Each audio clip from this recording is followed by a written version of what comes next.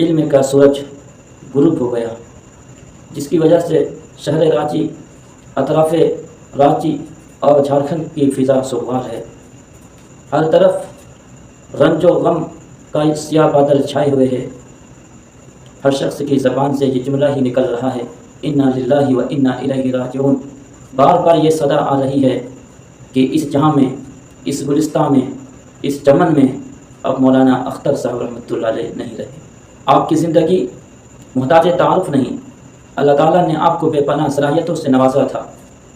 جہاں ایک طرف زہد و تقویٰ کے آپ مالک تھے، وہیں دوسری طرف خوش اخلاقی آپ کا اوڑھنا اور بچھونا تھا۔ وہیں پر آپ اپنے بچوں سے، طلباء سے، اساتذہ سے، علماء سے محبت کرتے تھے۔ آپ جھارکھنڈ کے عظیم رہنما، عظیم لیڈر، سماجی، سیاسی، ہر اعتبار سے رہنمائی کرنے والے آپ کی ذات گرامی تھی۔